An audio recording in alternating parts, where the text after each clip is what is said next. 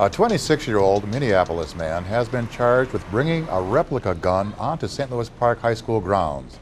Shaundarius Morris Spann has been charged with a gross misdemeanor in the case. Morris was spotted on Wednesday, September 9th by several students when they noticed what looked like a gun and reported it immediately to school officials. When confronted by the school officials, Morris, a former St. Louis Park student, said that he was looking for his school transcripts. Officials quickly confronted Morris, and the school liaison officer arrested him. Welcome to Park Update, the weekly show that gives you the latest news about what's happening throughout St. Louis Park. I'm Scott Smith. This is your news for the third week of September. School District Communications Specialist Sarah Thompson said that Morris most likely entered the school through a door near the auditorium where students were doing classroom work. It is the school policy that all doors remain locked while school is in session, and visitors are buzzed in either through the student entrance door or the district office entrance, and then must sign in and wear a visitor's badge. Thompson said the district will continue to investigate and look into security practices. Morris is being held in Hennepin County Jail in lieu of $3,000 bail and is scheduled to appear in Hennepin County District Court. Pollution control experts will be back this winter for another soil vapor study. The study will focus on the long-closed Riley Tar and Chemical Corporation site near Highway 7 and Louisiana Avenue, which now includes the Louisiana Oaks Parks apartments. Environmental officials began investigating a similar issue in the city in early 2008 when vapors were discovered in some St. Louis Park groundwater that was not affecting the city's municipal water supply. In that study, 40 residential mitigation systems were installed to remove chemical vapors found beneath homes. The new soil vapor study comes as a result of a Minnesota Pollution Control Agency 5-year review of the site. Testing on the area will be taking place from December to February 2010, and officials believe there is nothing to indicate that vapors currently exist in the indoor air. Residents with questions on this project may contact Mike Reardon at 952-924-2551 or on this website. And finally, on the lighter side, the cult classic movie The Big Lebowski was celebrated this past weekend in downtown Minneapolis at the first annual Lebowski Fest. Lebowski Fest is a traveling festival celebrating the 1998 cult movie by St. Louis Park natives Joel and Ethan Coen about an aging hippie bowler turned bumbling detective. The event was in Minneapolis for the first time and featured fans of the movie dressed up as their favorite characters, plenty of white Russians and bowling, activities that much of the movie centers around. The party kicked off Friday night with music and a screening of the movie at First Avenue in downtown Minneapolis, and finished Saturday night with a bowling party in full costume at Memory Lanes in South Minneapolis. The Coen brothers' next film, A Serious Man, will be released on October 2nd. The movie is based loosely on their childhood in St. Louis Park and debuted last weekend at the Toronto Film Festival. And that's St. Louis Park news for this third week of September. Still to come, news in the neighborhood and high school sports. Up next, Jamie Zwilling with the latest City Council update.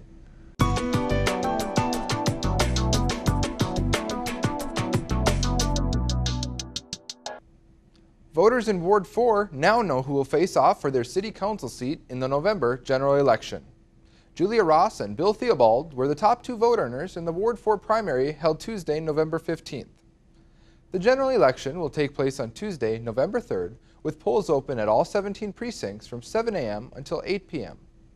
Voters will be voting for city council member candidates in each of the 4 wards, in addition to school board candidates in St. Louis Park ISD 283, Hopkins ISD 270, and Edina ISD 273.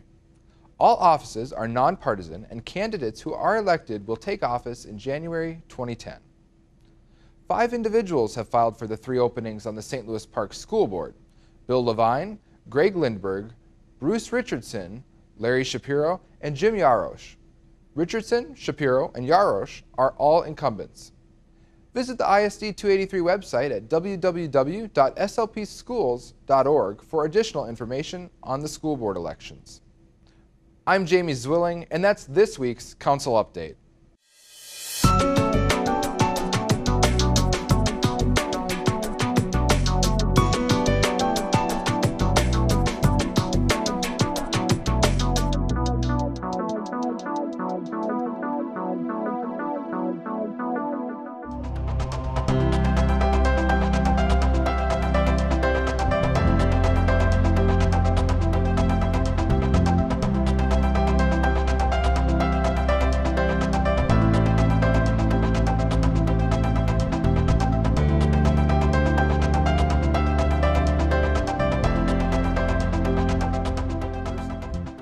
Children First has 5 founding partners that worked to ensure this philosophy caught on in St. Louis Park.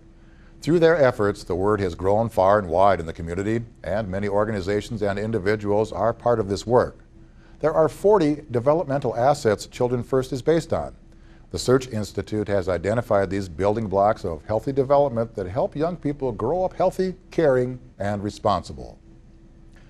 Now, Les Farrell has news in the neighborhood. The City of St. Louis Park is looking for high school-age student representatives to serve on city boards and commissions. High school-age student representatives are being sought for the Human Rights Commission, Police Advisory Commission, and Telecommunications Advisory Commission. The deadline for applications is October 15th. For more information, contact Lisa Songel at 952-924-2525 or obtain an application by visiting this website. There are now more reasons to get out and exercise in the park, with the opening of 2 new tennis courts in Southwest St. Louis Park. The new tennis courts are located at Bass Lake Preserve. The new courts opened this past week and are located just off West 36th Street next to the Melrose Institute. The Melrose Institute, run through Park Nicollet Health Services, was opened earlier this summer and is the largest eating disorders treatment facility in the Midwest. I'm Leslie Farrell, and that's your news in the neighborhood.